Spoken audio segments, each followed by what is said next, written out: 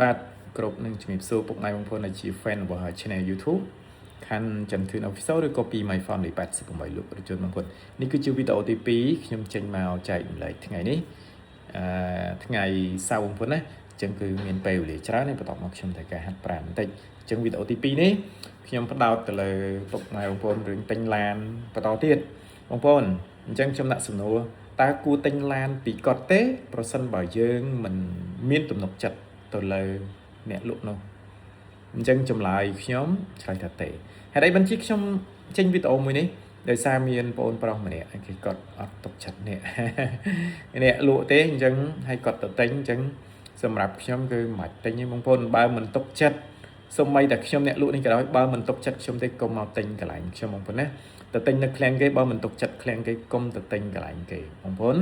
អញ្ចឹងអូខេវីដេអូនេះគឺផ្ញើជូនពុកម៉ែបងប្អូនគេអ្នកទិញឡានជិះពិចារណាទាំងអ្នកលក់អ្នកប្រកបអាជីពលក់ឡានដូចខ្ញុំក៏ដោយខ្ញុំបើសិនបើខ្ញុំអត់ទុកចិត្តពីបកគលហ្នឹងខ្ញុំអត់ទៅទិញឡានគាត់មកទេមានណាខ្ញុំខ្លាចទិញហើយគឺខ្ញុំអត់បានលក់ឡានហ្នឹងគេរកអស់យកទៅវិញអញ្ចឹងគឺខ្ញុំខាតពេលវេលាខាតលុយបងប្អូនណាអញ្ចឹងបងប្អូនអ្នកទិញជិះក៏ដោយ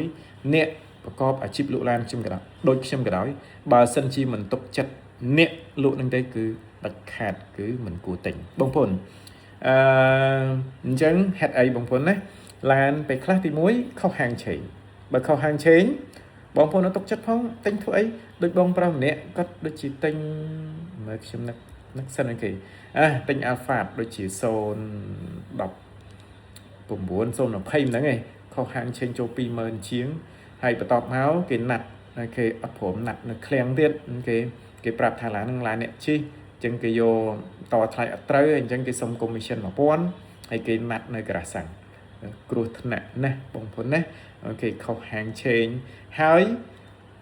ទិញឡានមាននៅតាមដងផ្លូវតាមក្រាសាំងតាមផ្សារទំនើបបងប្អូនឬក៏បើកយកទៅឲ្យពុកម៉ែបងប្អូនមើលដល់ផ្ទះឬក៏កន្លែងការងារ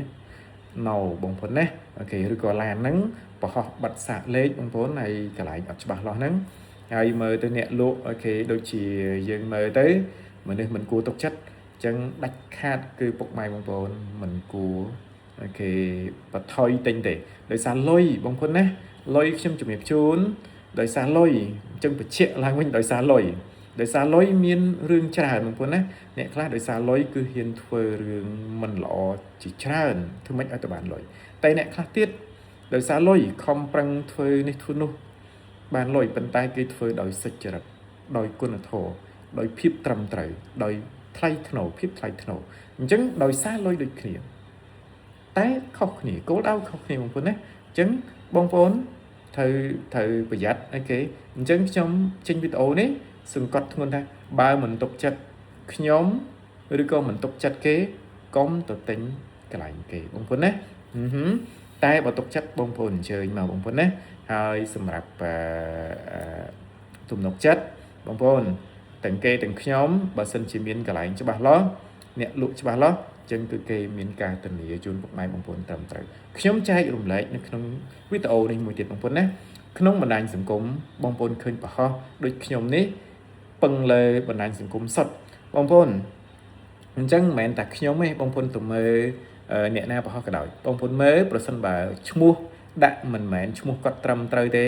ក៏ខ្ញុំថាពេលខ្លះណូបងប្អូន profile គេរូបភាពមិនមែនគាត់ទៀតគេដាក់រូបឆ្មារូបឆ្កែរូបគោអីណាទៀតអញ្ចឹងខ្ញុំនិយាយពេលខ្លះប៉ះពាល់បងប្អូនសំទោសបងប្អូនណាឈ្មោះអ្នកខ្លះក៏ដាក់ឈ្មោះផ្សេងអញ្ចឹងក្នុងការរកស៊ីលុយរាប់ម៉ឺនដុល្លារអត់ទេបងប្អូនណាគឺឈ្មោះដូចខ្ញុំអីគឺឈ្មោះខ្ញុំនៅទីហ្នឹងរូបខ្ញុំគ្រប់បងប្អូនណាអញ្ចឹងគឺមានអូខេច្បាស់លាស់អ្នកណា lock អូខេ profile ទៀតមិនគួរតែញទៀតបងប្អូនណាអញ្ចឹងនេះក្នុងបណ្ដាញសង្គមខ្ញុំជំរាបជូនទី1មាន account គឺមាន profile ហ្នឹងគឺ lock អូខេហើយរូបភាពហ្នឹងមិនមែនរូបរបស់គាត់ឈ្មោះហ្នឹងមិនដឹងអីណាទៀតអញ្ចឹងកុំទិញឲ្យសោះបងប្អូនណាទិញរបស់របរអីក៏ដោយជាងខ្ញុំជំរាបជូនអញ្ចឹងវីដេអូនេះដាស់តឿនទាំងពុកម៉ែបងប្អូនអ្នកទិញ